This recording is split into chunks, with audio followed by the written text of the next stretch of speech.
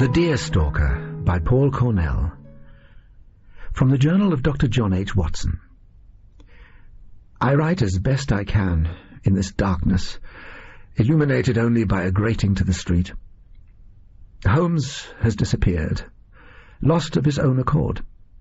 I have done my best to follow his example, if not his person. I could not leave London, but I feel sure that he has. I think I know where he has gone. It is best at this point if we are not together. I sit alone in a wine cellar, the second level of a coal cellar beneath a building which has been sold, but into which a tenant has not yet moved. It is the kind of abode found by beggars, but it is a situation that I have mentioned nowhere in my writings, and which, therefore, I hope may remain unknown to those that seek me. I hear some of the noises of London life continuing above me and outside. Things are perhaps more quiet than they should be. The inhabitants are wary, hungry for news, aware of the attacks on myself and on my friend, and anticipating another outrage, while understanding the nature of the raids. I am gambling the lives of all those folk that no assault will find me here. None of these buildings could hope to withstand the weapons these bandits have at their command. Holmes will surprise the pirates. They will not find him, he will find them, as he has done so many times before. And this time he will not fall into their trap. I know his methods. I have faith in them and in him. I must embark on my account, fragmentary as it is, for the sake of history. Let others— I pray let Holmes, if you're reading this, dear friend, make sense of it. I do not know where it began, but I shall begin it with Mrs. Hudson having her fit. I had entered 221B to no greeting from Billy or from Holmes's housekeeper, the door being surprisingly open, and had made my way to the kitchen upon hearing a noise. Holmes had his fingers in Mrs. Hudson's mouth as she thrashed to and fro. His form was pressed up against hers in the corner of the room. She made noises like an animal and was spitting blood, both his and her own. I quickly took her from him and assured him there was no possibility of her swallowing her tongue. I placed her in a more secure posture on the floor in order to check her vital signs. "It is intolerable," Holmes muttered, absently holding his white, bitten hand.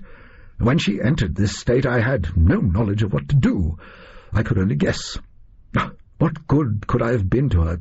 Tell me, have I even injured her?"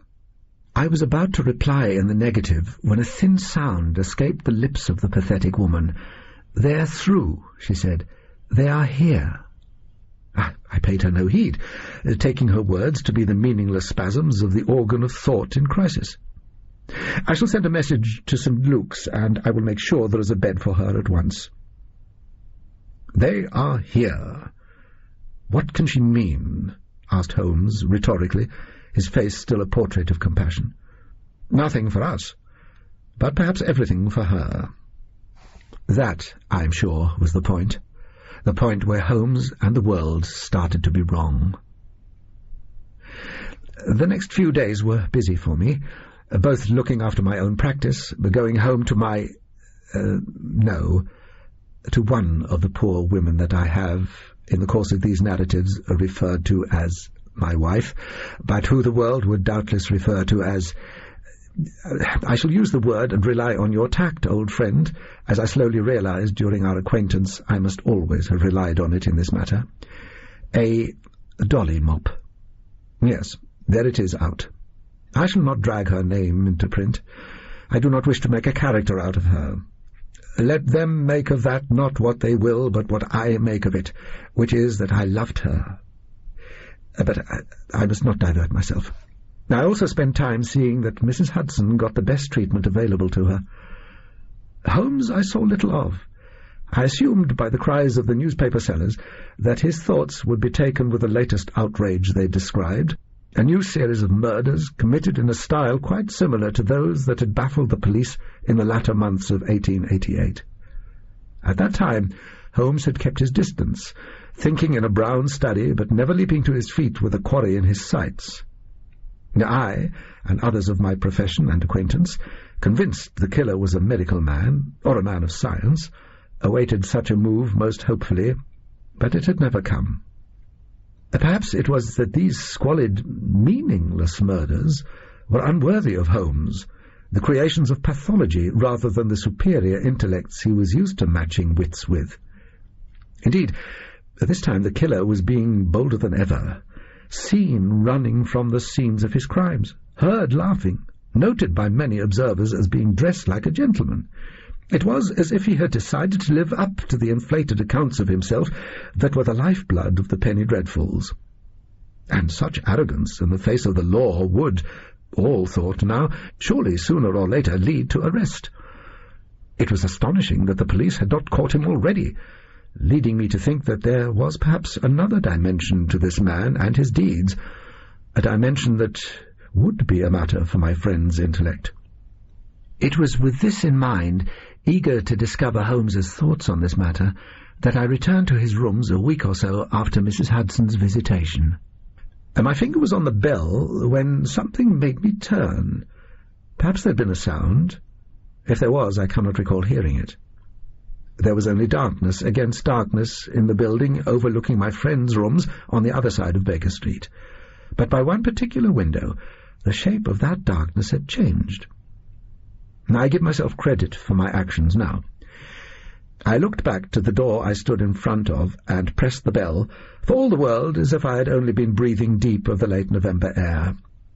I waited, my senses stirred to a pitch of battle, as Billy opened the door and bade me enter, and even waited a moment as he closed the door behind me. Then, without shedding my coat and hat, I ran up the stairs to my friend's room that faced onto the street, ran like the devil was on my heels. The light of the lamp was on. I could hear Billy crying out behind me. I burst into the room. "Holmes!" I shouted. The shot came through the open window. It blew the stuffing out of the pillow that stood atop the hat-stand. I threw myself to the floor and bellowed as Billy opened the door, "Stay there, boy!" But the boy entered the room, breathing not only from his run, but from the emotional faith that my friend inspires in all those who know his methods. "Mr. Holmes's compliments, sir," he said, "and could you be joining him on the top floor of the house opposite? The door is open." I was later to discover that the round that had passed through the window had flattened itself against the hardwood of one of Holmes's bookshelves barely an inch from my ear. And the intuition of that fact followed me down the stairs and into the street. I took a moment to catch my breath before venturing into the second-rate townhouse opposite. I found Holmes standing at the window of what looked like it had once been a library or a study similar to his own. Beside him lay a rifle of extraordinary construction. It was a slim beast, with sights, the memory of which even now confounds me. "Good Lord, Holmes," I said, "what has happened here? Was I the target, or—" "No, Watson, it was I. I had become aware of certain trends within the underworld, a movement of Cubans through the docks, Italians and Bolsheviks, so I contrived a trap, as I did once before.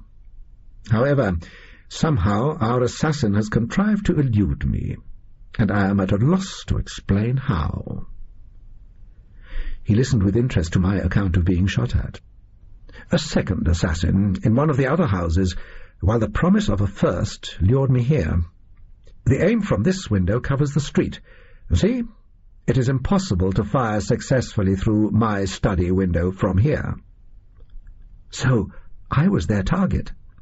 "If you truly were, old friend, I suspect you would be dead. No, this is a feint, a poke in the ribs. And from someone who knows of our history, eh? You've mentioned the incident I referred to in your accounts, have you not?"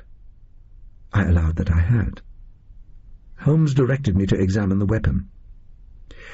I must confess I flinched at the sudden closeness its extraordinary sights provided.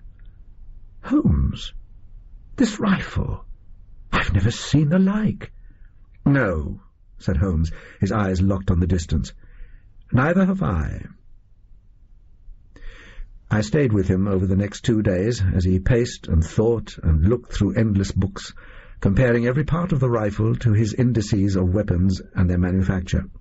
"I see its heritage," he said at one point, "in the weapons I observed today.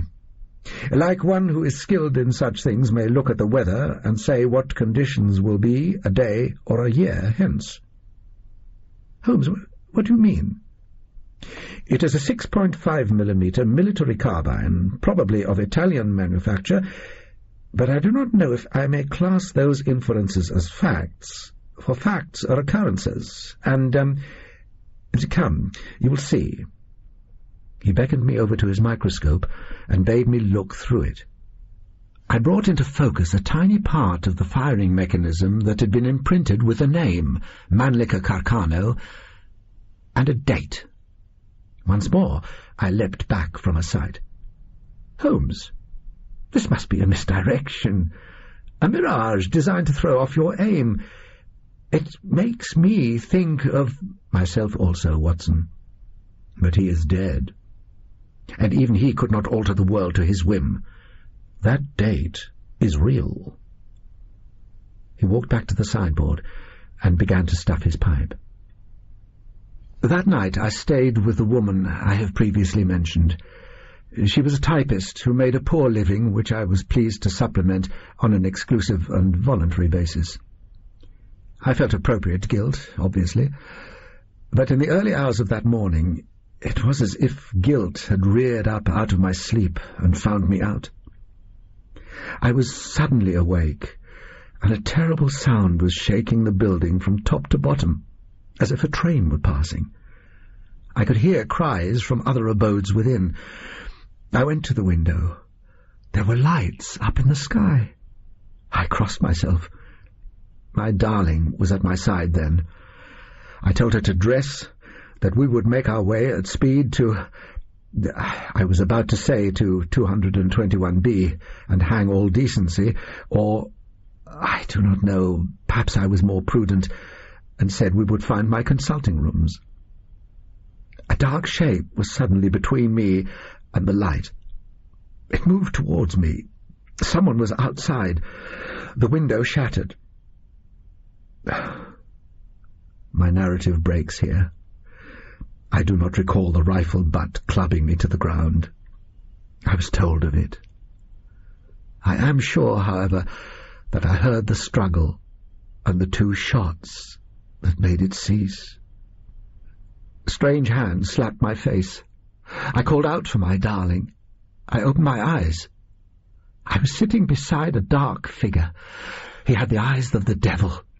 With him sat other figures. It took me a moment to realize that I could understand them, and that they knew my name and were speaking to me. They were shouting above the same great noise that I had heard above the building where warmth and love had lived so distantly now. I turned to find my darling, and saw that we were high above the city. I'd never seen the like. I've never ascended in a balloon. The lights, the sombre mass of Parliament below, the great darkness of the river. But I had no joy in that sight then. I was out of control, yelling threats and insults. They were telling me that she was dead, that they had shot her. The villains! Oh, the villains! They had enough of me then. They took me to the back of their craft, opened a door that seemed too small to be a door for men, and threw me inside. A match was struck, and Holmes was looking at me from a bare wooden bench. He showed small signs of violence on his person. "Watson, so they have you also. I thought I had tracked them down, but they were prepared for me. They sprang a trap. Imagine that! What is your condition? You must bear up, old fellow. We are attacked." It took me a moment to answer him. "I shall bear up with the intent of fighting," I finally whispered, keeping the passion from my voice as best I could. He must have understood about her, about the loss of her, from everything about me. It is hard to have secrets from such a man, and at that moment I had none from anyone. "Good fellow," he said gently. "I have had much to observe, perhaps too much, and I have come to some conclusions. They are raiders, a small party, though their arms belie it. They do not come to conquer, but to plunder, and I believe their plunder is, uniquely, us." At that point My narrative breaks again into unconsciousness, and I can only suppose I have my friend to thank that there was not an end to it. I woke once more inside what I immediately recognized as a military tent. Holmes had opened a bottle of smelling salts under my nose. "We are somewhere in Surrey," he whispered, "a clearing in the woods near a small town. I should think it is Dorking. I have seen a spire which may well be St. Martin's. There is but one tent, and I have counted 4 of these pirates, including 2 ladies, one of whom is a child. But do not be fooled. They are armed to an extent I have never seen." The ragged group who stood around us parted as one entered who was obviously their commanding officer. He was thin, with very short dark hair, presented in a stark parting. He stood like a soldier, but any scientist would have declared that his face was that of a criminal. He carried the rifle I had last seen in Holmes's study, the very one, I was certain, though the weapons his fellows had with them made it look simple. "Lee Oswald," he said, his voice high and reedy. "You, Mr. Holmes, and you, Dr. Watson, I'm your best friend. I'm here to set you free." I gathered that he did not mean he was going to release us. Holmes stood to face him. "You imagine you have us at a disadvantage, sir. But perhaps I know rather more about you than you imagine. You have spent some time in Russia. You are happily married to a woman of foreign descent, and were apprenticed to a carpenter." Oswald laughed. "Close, but not quite right. I guess you heard something in my accent which is kind of a mongrel's bark. Got a lot of disappointment in it, while you sound like you own the world. Where you're wrong is you've seen something about my hands. I just like playing the skin with my knife a little, just toughening it up. Just the way I am. Doesn't mean anything. Not a lot about me does anymore." On a handful of occasions I've seen my friend confounded. Rarely have I seen him so lost as he was in that moment. "Perhaps you would be good enough to inform us of your purpose." "Like I said, we're here to free you. Like me and the other guys have been freed. That's Vlad over there, the Count. Some days he likes us to call him Dracula." "Dracula is a fictional character, he's not real," said Holmes. "And these are Calamity Jane and Alice." So I recognized 3 of this group. Calamity Jane was the female scout, the hero of Goose Creek Camp just a few years ago. Here she looked most strange, with blonde ringlets and a cavalry hat. She carried a vast cannon that would have looked obscene in any hands, let alone those of a lady. And little Alice. Was this the Alice from the fiction of Lewis Carroll? The mean face and heavy armament of the small child spoke of a vast distance from the quaintness of that work. "Interesting," said Holmes. "I believe you're not heavily armed delusionals. So what are you?" "Where's his deer stalker?" Oswald had rudely turned to interrogate the others. "We've got his violin, his pipe, his magnifying glass." I noted that he counted these objects onto a table from a bag. "Did he have it with him when you sprang the trap?" "He was, as you see him now," said Dracula in an extraordinary accent. Holmes stared at them. "Are you referring to a hat?" "I do own one. But of what relevance?" "We have a list of what makes you yourself, Mr. Holmes. We're going to need the hat. We've successfully targeted Professor Moriarty, and you should see him now. The big change is now he's been freed." "What?" I blurted. "You confirm, I take it, that he lives?" "Yeah. And what's happened to him, it's so obvious. I didn't realize until I'd caught him with the device. The top hat and the opera cape, that's what did it. It took a struggle to get him into them, but it really paid off." "Are you seriously suggesting, sir," said Holmes, "that the content of one's character is determined by the hat on one's head? The deerstalker is worn only by someone in the countryside who wishes to go out in the rain. You know that expression, never let the facts get in the way of a good story? Well, you just did that, mister. Not your fault. It's the times you live in, the times everybody lived in until I came along. I guess maybe that's why they chose me, to be the guy that does the freeing.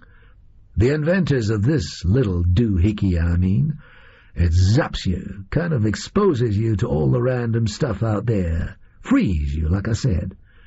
What comes out the other side, it ain't what you'd call random. You can see a method in the madness, but us guys who got zapped, it's stuff we'd never have thought of for ourselves."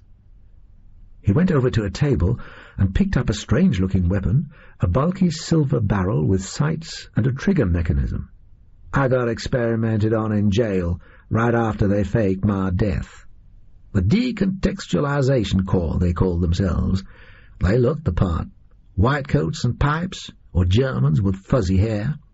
They didn't tell me much, just that I was going off into some other world, or other worlds, that I was going to be cut out of history and made into something bigger, something that would run and run. Now I've always got this rifle with me, yeah, this one here that I use to make you interested, to make you come after us. It always comes back to me, and I'm always kind of skinny, but you should see how the rest changes. Some days I wake up a commie, some days I'm from outer space. Hey, some days I'm even innocent." "Good Lord, Holmes," I whispered. "Hey, I love that. Do that again. That's you all over," laughed Oswald. "And that part's going to stay, boy. The big details do. But the rest, one zap with the device, and you're anything to anybody. That's my mission. I scout around fiction, zapping people, making them like me. Easy to understand, what anyone wants them to be. That's the way my bosses like it. Who knows why? Another world to conquer, I guess. I have to pick who I do it to, though. Some of them just won't take. You know, the average man in the street? You can't take the man out of the street. You can't take the street out of the man. But don't worry, Mr. Holmes. You're the center of this world. Nobody remembers much about this place, apart from you. From here, it's you, Watson, Moriarty, and who cares about the rest? We're the lucky ones. We get to be all the different versions of ourselves. Every idea of us that anyone's ever come up with. For instance, you'll be stupid, while Watson is intelligent." "Watson is intelligent." "Oh, sure. Sometimes that's fashionable. Then it's gone again. Sometimes you'll be queer, because being a bachelor is kind of odd." Holmes's face was a picture. "You'll meet creatures from space. You'll be American, Canadian, German, travel through time to meet Sigmund Freud, be two dogs in costume, robots, cartoons, computer doohickeys come to life. You'll always be kind of eccentric." "I'm not eccentric." "Cut off from this world of yours, I'd say you are. A guy and a deer stalker, that's what people remember. That's why we need it, to zap you properly. I love doing this stuff. The guys here love it too, now I've zapped them and set them free." "We've come out of the rabbit hole," said Alice. "Why be one when you can be two, or three different people? Ah, laughed the Count, suddenly affable. "So," summed up Oswald, "we're going to keep Holmes here until we can get a hold of that hat. Alice, you can go find a milliner tomorrow. But Dr. Watson," he hefted the machine in my direction, "you can join us right now." I braced myself to move. I swear I would have attacked him, weak as I was. But there came a sudden dislocation of events, as often I've experienced in war. Everything happened at once. That's what writers such as I say at this point. Holmes would point out that that was simply incorrect. There were shouts and shots and explosions and a sudden ripping noise. A cavalry sabre through fabric. A carbine was shoved through the gap and fired. It missed Oswald, who was already firing, his brigands with him. A horse burst into the tent, its flanks flaring with blood and flesh as the guns that fired too fast blasted it apart. But on its back was a dragoon, firing back even as he fell, and behind him was another and another. I have since learnt that they had left barracks and galloped through the streets of Dorking, forming up through shouted orders and the calls of onlookers in windows. There had been a great charge of them, straight at this encampment in the woods, the moonlight off their sabres matching the stark white lights that Oswald's pirates had erected. I have heard that 8 in 10 of them were cut down by devices launched on the perimeter of the camp. The tent collapsed, and something caught me on the side of the head once more. I saw Holmes look at me with concern. His face had an expression of decision on it, and then I saw nothing more. I woke in the dragoon barracks. They had surprised Oswald's men enough to force a swift retreat. Their craft had taken them off, but had not been tracked as well by astonished observers as it had in its flight to Dorking. I knew I had to leave. I took a train to London, having wired ahead to some friends in the major hospitals. When I got there, I received word that what I feared was so, that my darling was indeed gone, the victim of 2 bullets when she tried to prevent them manhandling me out of the window. I visited her home and saw what was left, and then I knew not what to do. Holmes, I was sure, had left me to save me. He was Oswald's main quarry. Surely he would attempt to take the brigands somewhere out of the city, where the pursuit would be a contest between them and him, and not cost innocent lives. He might subtly suggest to them a place where he might be found, somewhere featured in my writings, and then turn the tables. I could not return home, or go to my practice, to places where they would know to find me. I could not stay in the streets I had often described. I was sure, with the inventions they had to hand, that they could find me there too. So I found my abandoned place of darkness, broke in, and sat to think, and, now, to write. And there is where my account fails me, and time catches up with words. I hope that you will read this, old friend. I hope that your place in our world, the necessity of you, will be affirmed by this account rather than undermined. I fear that I have written of you once again, but I have written of the real Sherlock Holmes, not the chimera that Oswald imagines him to be. I have done my best to make my subjectivity into an object that will survive me, and I have sent it to an audience that I love.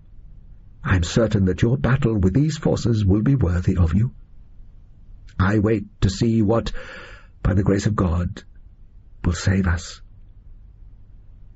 Here the journal of Dr. John H. Watson ends. Holmes comes into view in the crosshairs of the sights of the device. He stands looking intently over the grassy knolls of the great Grimpen Mire across from the shooter, oblivious. He wears an Inverness cape and a deer-stalker, and in his mouth is clutched a briar pipe. In his hands he holds a magnifying glass. Perhaps the perfection of the sight is what makes Oswald hesitate. His finger is on the trigger. He hesitates. His men are spread out along the route they thought Holmes would have to take. They're all lone gunmen now, the helicopter left back at the hall. He hears and feels something land in the dip behind him. He turns. Not in time. Professor Moriarty is upon him, silently, a long medical blade in his hand. He wears his opera cape. His top hat is on his head. His gleaming eyes and wild grin shove themselves into Oswald's face. One huge, brutishly intelligent hand throws the technology aside. "Thank you," he tells Oswald, "for setting me free." Oswald sees the blade enter him. There is no pain for such a long moment. Not until Moriarty's hand jerks it expertly, back and to the left.